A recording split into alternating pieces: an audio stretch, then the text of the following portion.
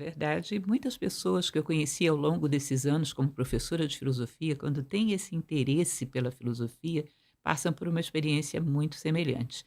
Ficam um pouco deslocadas no mundo. Isso. Também senti essa mesma experiência, mas eu tinha a impressão de que havia pessoas parecidas comigo em algum lugar, eu só tinha que encontrar. Uhum. Então eu saía meio que procurando onde é que estão as pessoas que são parecidas comigo.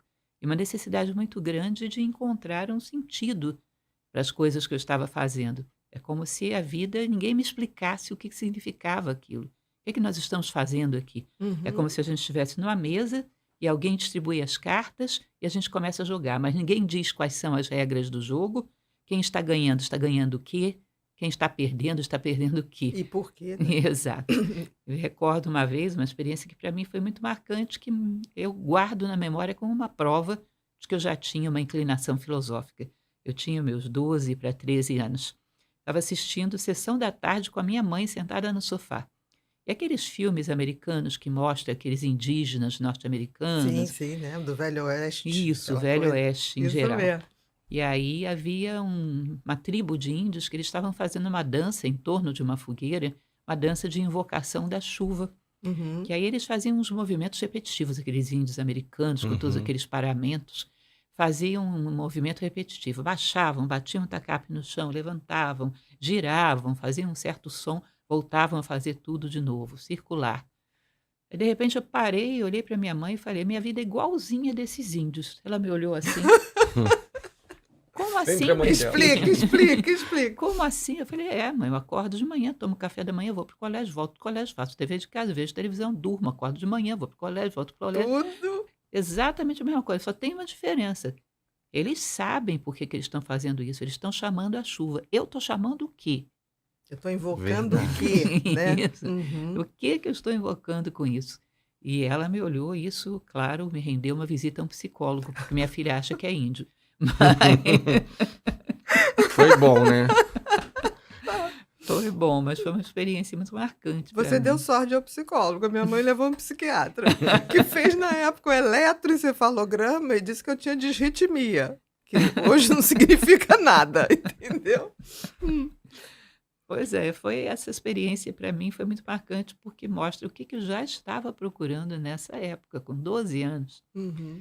Então, ninguém me fez filósofo. Aliás, eu acho estranho uma pessoa achar que alguém fez você filósofo, né. Isso é uma necessidade que, quando desperta, não tem como ser mudada. Ainda que eu não Concordo com encontrasse uma você. escola convencional de filosofia nunca, eu seria filósofo. Eu acho que uma escola pode formar um bacharel em filosofia ou um licenciado, mas não um filósofo. Não É. sei Exatamente. se a própria pessoa não se torna um filósofo, eu não sei como alguém faria isso.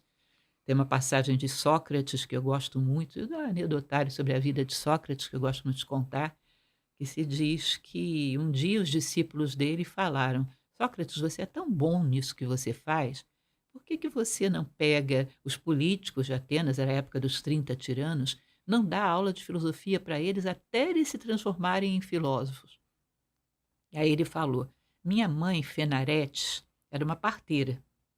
E era uma excelente parteira. Só que tem uma coisa que ela jamais seria capaz de fazer, que era dar à luz a uma mulher que não estivesse grávida.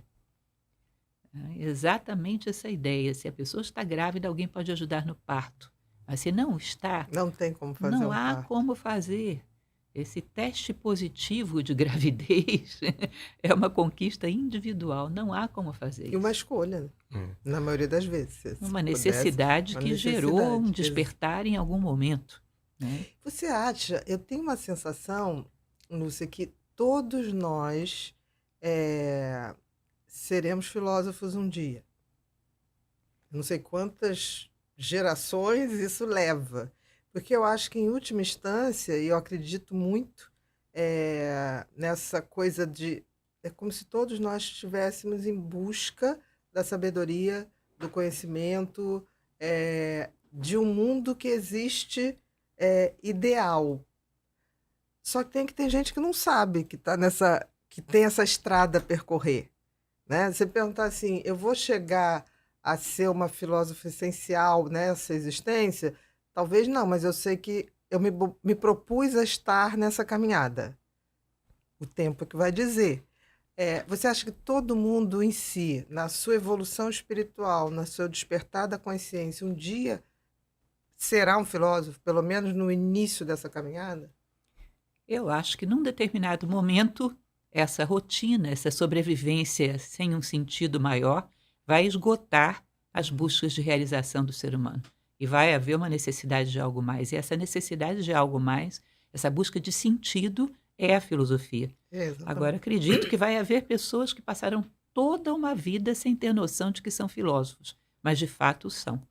Me recordo muito bem quando eu conheci você num TED em Foi em Fortaleza, Fortaleza, isso que eu mesmo. ouvi a sua palestra nos bastidores e falei, é uma filósofa. Eu fui falar com Engraçado isso, você. porque você depois veio falar isso comigo, eu falei, mas o que que ela viu? Eu falei o que eu realmente pratico, assim, como médica, era aquilo que eu colocava.